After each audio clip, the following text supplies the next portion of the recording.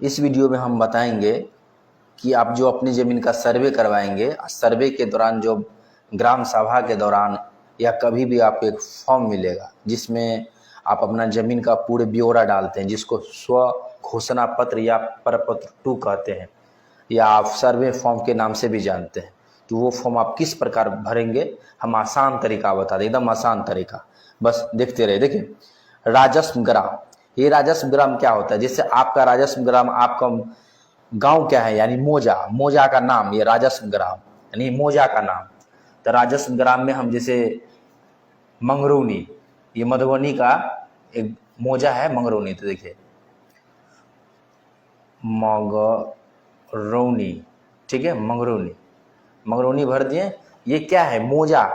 राजस्व ग्राम का मतलब होता है मौजा, ठीक है। मौजा का देखिए थाना संख्या है, राजस्व थाना संख्या, क्या? राजस्व थाना संख्या, तो राजस्व थाना संख्या होता है, ठीक है। तो देखिए राजस्व थाना संख्या अगर आपको जो भी पता है, जैसे हम यहाँ पे ले लेते हैं एग्जाम्पल में, राजस्व थाना संख्या 35, कितना?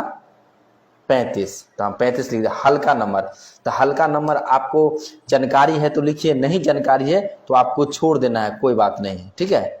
और अधिकतर जो है देखेंगे हल्का नंबर बहुत सारे व्यक्तियों को पता भी नहीं रहता है।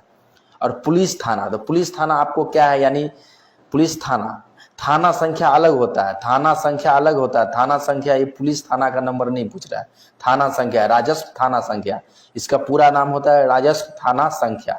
ये जैसे राजस्व थाना, जैसे राजस्व ग्राम है, जैसे राजस्व थाना संख्या होता है एक, इसी को अगर पूरा नाम बोलेंगे तो राजस्व थाना नंबर बोल सकते हैं। तो राजस्व थाना नंबर हम लिख दिए, हल्का नंबर नहीं है तो छोड़ देना है, ठीक ना।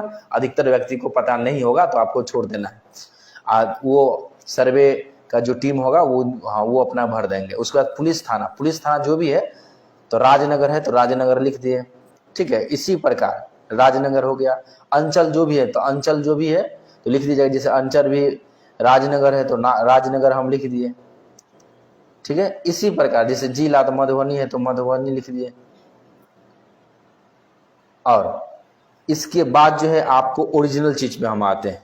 देखिए यहाँ पे फर्स्ट में लिखा है रैयत का नाम, स्व हिस्सेदारों का नाम एवं अंश अगर कोई हो सहित एवं पिता का नाम।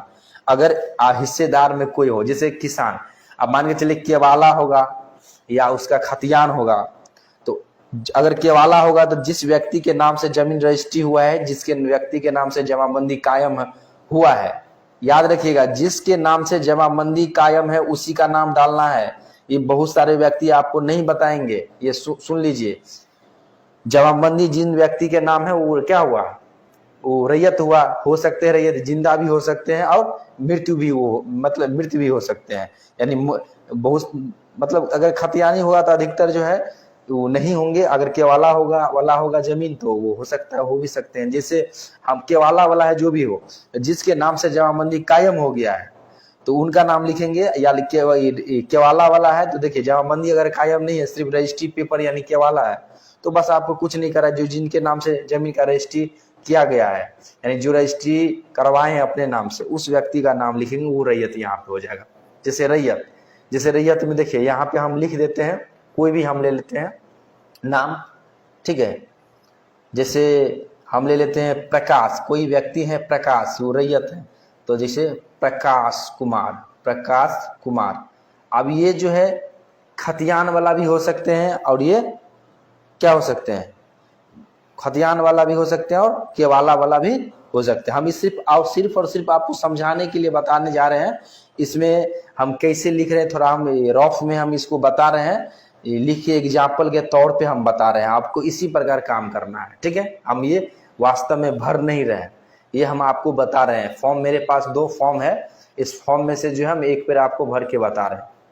देखिए उसके बाद किसान का नाम अगर हिस्सेदार है तो हिस्सेदार का वर्णन लिखेंगे। अगर प्रकाश जी को, ठीक है, प्रकार हम लिखे यहाँ पे प्रकाश के जगह, ठीक है, तो प्रकार ही समझिए किसी का नाम है, ठीक है।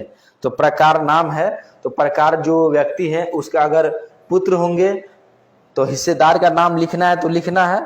अगर हिस्सेदार नहीं है, क्या हिस्सेदार नहीं है, तो आप डायरेक्ट भी उसके नाम के बाद पिता लिख सकते हैं, पिता का नाम लिख सकते हैं, ठीक है।